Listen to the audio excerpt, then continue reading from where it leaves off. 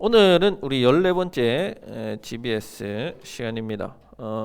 오늘은 지난주에 이어서 성서에 나타나는 기독론, 예수님을 누구라고 성경의 기자들은 말씀하시는가에 대해서 우리가 한번 살펴보도록 하겠습니다.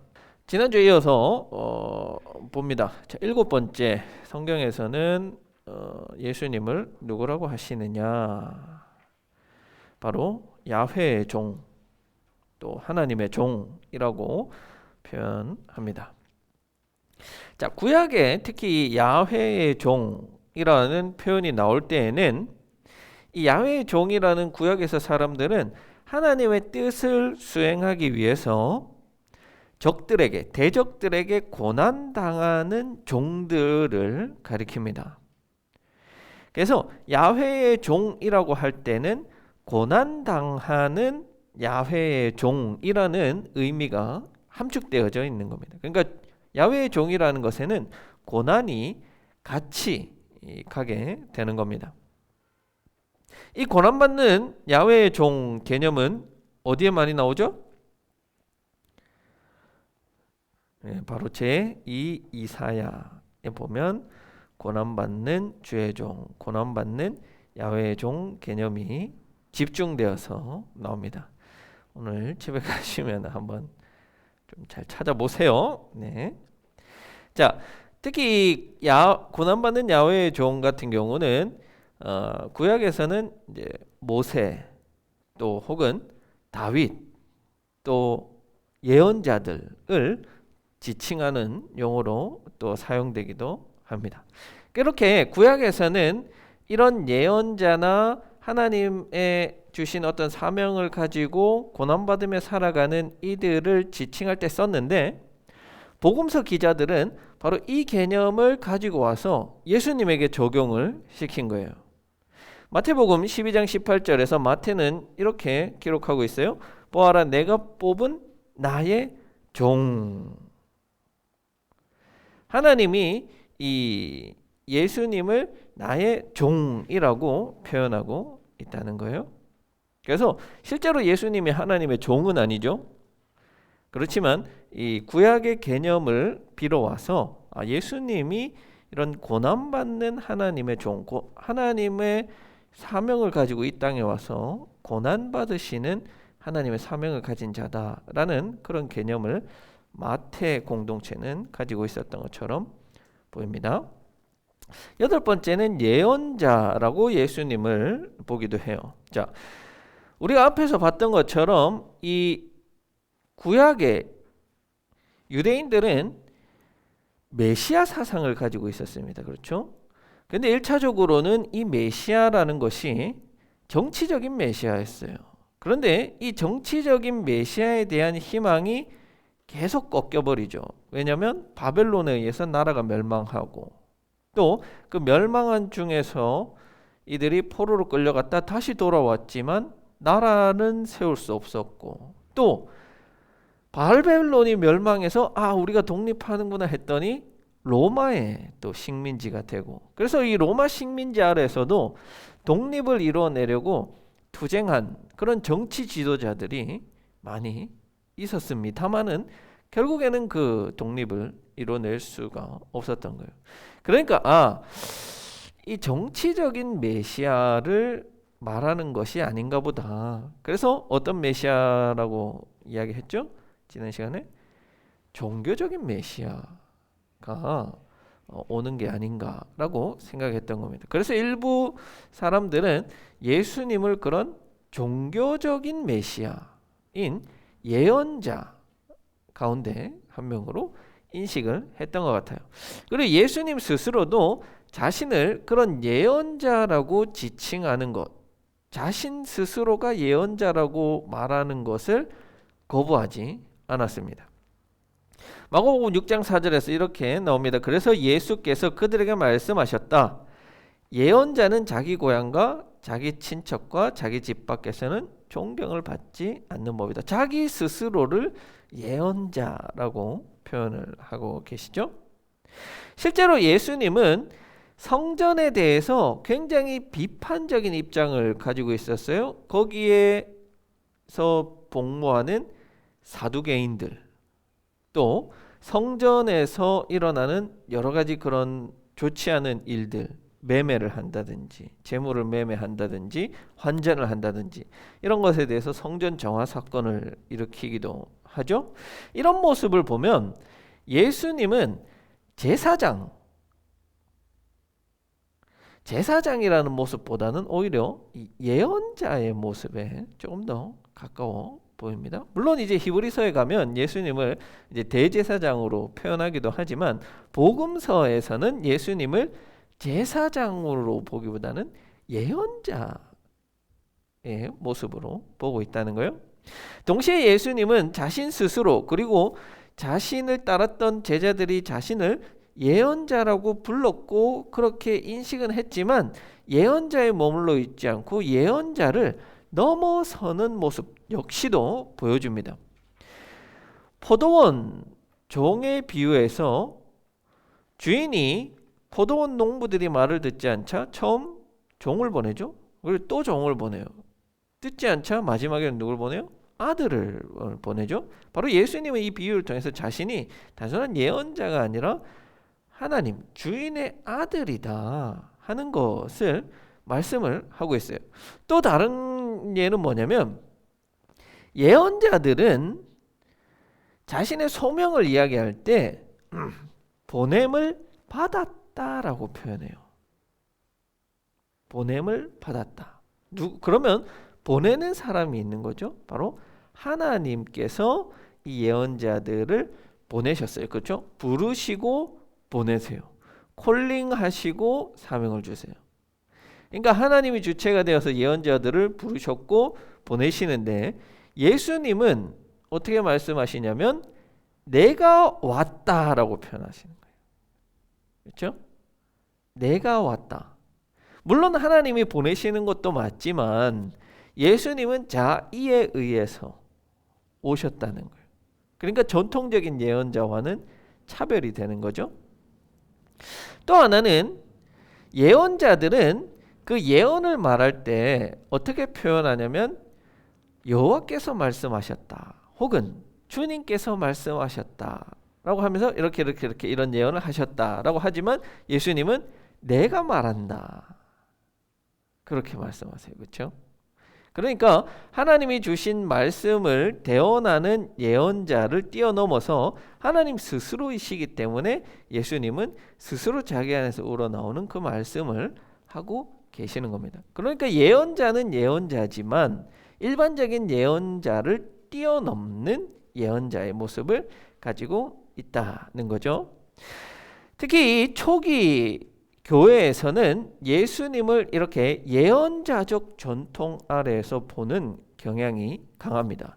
베드로의 설교, 스데반의 설교를 보면 이렇게 나와요. 베드로가 이렇게 설교하죠. 그는 예언자이므로 그의 후손 가운데서 한 사람을 그의 왕좌에 앉으시겠다고 하신 하나님의 맹세하신 것을 알고 있었습니다. 베드로는 설교할 때 예언자이므로. 자, 스데반도 마찬가지예요. 죽기 전에 스데반이 마지막으로 이렇게 설교하는 내용이 나오잖아요. 거기서 이렇게 나와요. 하나님께서는 나를 세우신 것과 같이 너희를 위하여 너희 동족 가운데서 한 예언자를 세워주실 것이다 하고 이스라엘 백성에게 말한 사람이 바로 이 모세입니다.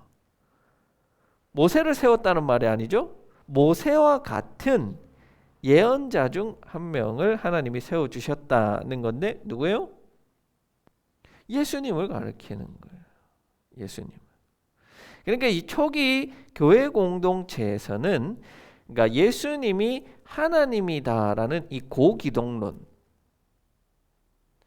예수님의 신성을 나타내는 기독론을 고기독론이라고 하고요. 예수님의 인성적인 부분을 나타내는 기독론을 저기독론이라고 해요.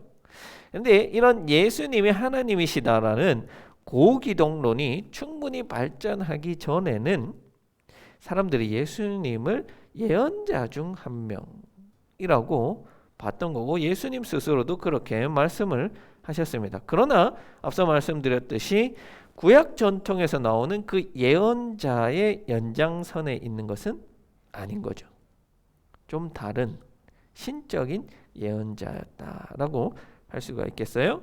그래서 신약학자인 스킬레백스에 따르면은 이 초대교회가 예수님에 대해서 했던 최초의 신앙고백적 기독론은 무엇이냐? 그건 바로 성령이 충만한 종말론적 예언자이다. 누가? 예수님은 성령이 충만한 종말론적 예언자로 사람들은 봤던 것 같다라고 그렇게 이야기하기도 합니다. 자, 9번째는 구주 혹은 구원자라는 단어입니다. 이 구주라는 말은 구원자라는 의미예요. 자, 이 구주에 해당하는 히브리어는 모시아라는 단어인데요. 이 단어가 구원자라는 뜻이에요. 이 구원자라는 뜻, 이것은 하나님이 가지고 계신 별명 가운데 하나예요. 여러분, 우리가 구약에 보면 여러 가지 하나님의 별명이 있잖아요. 여호와 라파, 뭐 여호와 샴마, 뭐 여호와 샬롬, 뭐 이런 것처럼 이 모시아, 이것도 역시 하나님의 별명 가운데 하나예요. 사무엘하 22장 3절에서 이렇게 나와요. 나의 하나님은 나의 반석, 나의 피할 바위, 그리고 나의 방패, 나의 구원의 뿔, 나의 산성, 나의 피난처, 나의 구원자이십니다. 자, 신약에서도 이 명칭을 그대로 가지고 와서 하나님을 구원자라고 표현을 해요. 하나님을 구원자라고 불러요. 유다서 1장 25절을 보면 곧 우리의 구주이며 오직 한 분이신 하나님께, 이렇게 나오죠. 구주이며 한 분이신 하나님께. 그런데 이 구주라는 표현이 예수님한테는 잘 사용되었지가 않았다는 거예요. 하나님, 성부 하나님께 대해서는 이 구주라는 표현을 유대인들 그리고 초기 교인들이 쓰기에는 어렵지 않았는데 예수님에게는 이 구원자라는 표현이 잘 안 나온다는 거예요. 왜? 왜냐하면 예수님의 이름 속에 이미 이 구원자라는 게 들어있기 때문에 그래요. 여러분, 이 예수라는 표현은 헬라어적 표현이죠. 예수에 해당하는 히브리어가 여러분 뭔지 아세요? 제가 가르쳐 드렸는데 예수.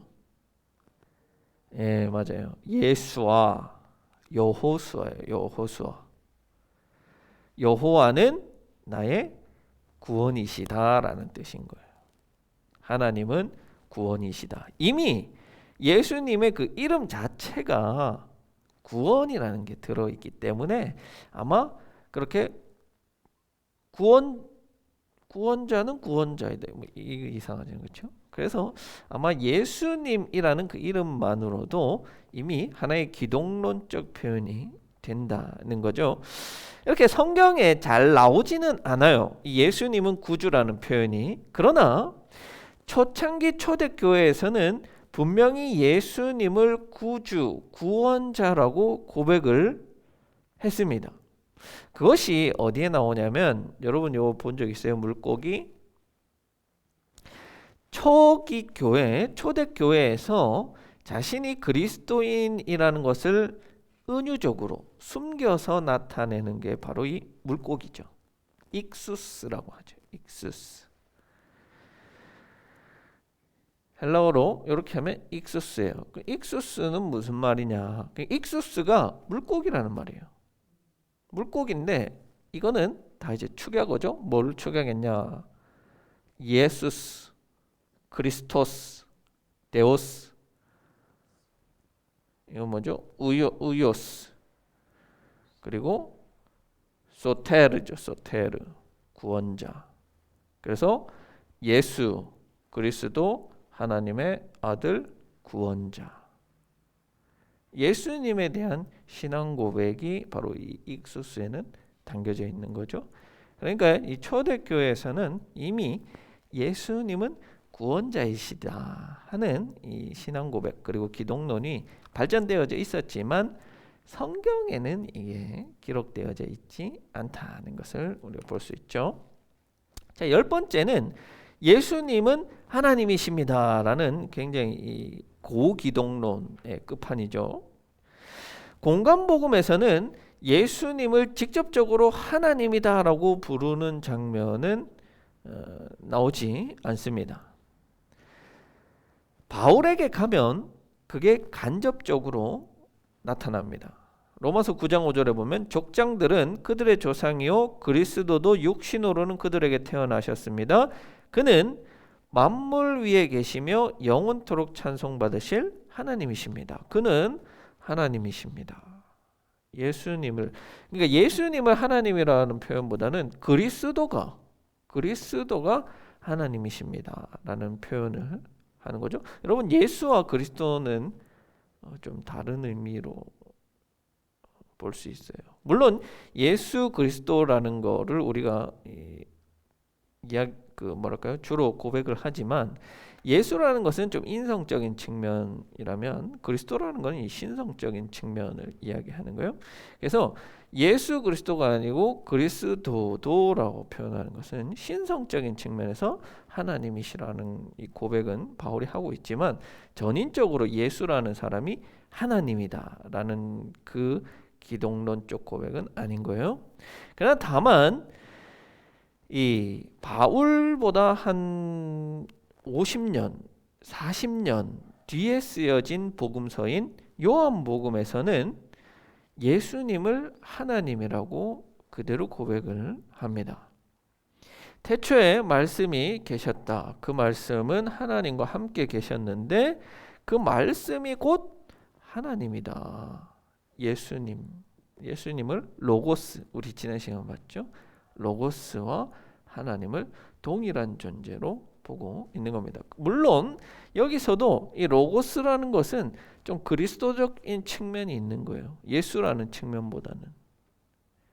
아직 고기독론이 완성되어지지 않은 단계인 거예요. 그래서 이런 저기독론에서부터 시작해서 점점 고기독론으로 시간이 가면서 발전하게 되는 것이 이 기독론적 특징인데요. 여러분들은 이것을 이제 좀 잘 알아두셔야 돼요. 왜냐? 복음서에 보면 예수님을 하나님이라고 부르지 않는데 왜? 아직 그런 기독론이 충분히 발전되지 않은 상태이기 때문에 그런 거예요. 자, 마지막으로 이제 11번째로 대속자, 예수님을 대속자라고 부릅니다. 자, 바울은 구약 성서의 희생 제사의 관점에서 예수님을 하나님과 인간 사이를 화해하게 하시는 대속 제물, 화해 제물, 화목 제물로 십자가의 희생적인 죽음을 당한 대속자로 이해를 합니다. 문을 좀 닫아주세요. 자, 이렇게 하나님께서는 인간과 화해하기 위해서 대속 제물을 사용하셨는데 이 제물이 예수님인데 이 하나님과 인간이 화해되게 된 이 사건의 주체는 누구냐? 누가 주도적으로 이것을 하시느냐? 바로 하나님이 주체시죠. 하나님께서 그리스도를 희생시킴으로 인해서 세상과 자신을 화목하게 하셨어요. 화해하게 하셨어요. 그 이전에는 죄로 인하여서 단절되고 죄로 인하여서 서로 원수 관계에 있던 것이 그리스도의 이 대속적 희생을 통하여서 화목하게 하셨습니다. 그래서 대속자로 예수님은 우리를 대리해서 죽으신 거예요. 그러나 우리가 아직 죄인이었을 때 그리스도께서 우리를 위하여 죽으셨습니다. 이리하여 하나님께서는 우리에게 대한 자신의 사랑을 확증하셨습니다. 여러분, 우리는 죄인이기 때문에 죽을 수밖에 없는 거죠. 죄의 대가는 죽음이에요. 근데 이 죽음에서부터 하나님이 우리를 구하시기 위해서 대신 누군가가 죽어야만 하는 거죠. 죄의 대가를 치러야 되는 거예요. 죄의 대가는 죽음으로만, 생명으로만 치를 수 있습니다. 그래서 구약에서는 그 사람이 속죄 제사를 드릴 때 양을 잡고 염소를 잡고 소를 잡는 이유가 내가 죽어야 돼요. 그런데 이 나의 죄를 대속하기 위해서는 무엇인가가 죽어야 되는데 그 죽음을 바로 이 동물에게 전가시켜서 동물이 대신 죽는 거죠. 그래서 이것은 유한한 제사이지만 예수님이 우리를 대신해서 단 한 번의 죽으심으로 인하여서 무한한 제사가 되신 거죠. 영원한 대속적 죽음이 되었기 때문에 예수님은 우리를 위해서 두 번, 세 번 죽으실 필요가 없는 거죠. 우리도 역시 두 번, 세 번 반복적으로 제사 드릴 필요가 없는 거죠. 자, 이런 대속적 죽음에서 우리는 무엇을 발견하냐면 우리를 향한 하나님의 사랑을 발견하는 거예요. 예수님의 죽음은 인간들이 예수님을 강제로 죽인 게 아니에요. 십자가에 못 박은 게 아니라는 말이에요. 유대의 제사장들과 바리새인들과 서기관과 사두개인들이 예수님을 죽인 게 아니라는 말이에요. 하나님이 자신의 아들을 인간을 사랑하셔서 내어주신 사건인 거예요. 십자가 사건은. 이 사건의 주체, 예수님을 십자가에 못 박은 주체는 인간이 아니라 하나님인 거예요. 그 속에서 하나님께서 인간을 향한 그 사랑을 우리는 보게 되는 겁니다. 한편으로는 바울은 이 대속자라는 이것이 당시의 법적인 개념으로 사용하기도 해요. 그건 뭐냐면 우리가 죄로 인하여서 종의 상태에 있어요. 죄와 죽음의 종의 상태에 있었어요. 그 죄와 죽음 종의 상태에 있는 우리를 자유인이 되도록 하신 것, 바로 예수님의 목숨값, 예수님의 목숨으로 값을 대신 치르시고 종의 자리, 노예의 자리에 있는 우리를 하나님의 자녀의 자리로, 자유인의 자리로, 시민의 자리로 바꾸어 주신 거예요. 그러므로 고린도전서 6장 20절에서는 이렇게 이야기하고 있죠. 여러분은 하나님께서 값을 치르고 뭐요? 예수 그리스도라는 그 죽음의 값을 치르고 사들인 사람들인 거예요. 그렇기 때문에 여러분들은 여러분의 삶을 마음대로 살 수 있는 게 아니라 무엇을 위해서? 하나님을 영화롭게 하기 위해서 여러분의 삶을, 우리의 삶을 살아야 할 필요가 있다라고 바울은 이야기하고 있습니다. 자, 11가지 우리가 예수님에 대한 기독론을 지금까지 한번 쭉 살펴봤습니다. 여러분들은 어때요? 어떤 기독론이 제일 좀 와닿습니까? 아니면은 뭐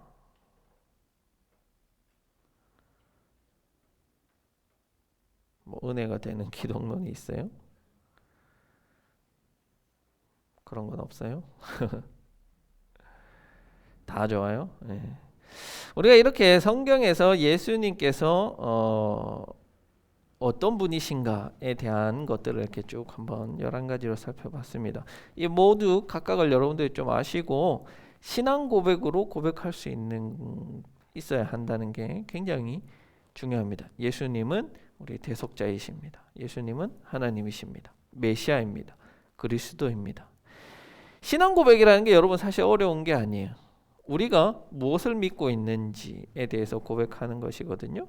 그래서 여러분들이 예수님을 이런 메시아요, 그리스도요, 하나님이요 라고 기독론적으로 고백하는 것이 중요합니다. 다시 한 번 더 말씀드리는 것은 초창기 예수님께서 이 땅에 사셨을 때로부터 그 이후에 점점 시간이 지나면서 예수님에 대한 기독론은 저기독론에서 고기독론으로 점점 발전해 갔다.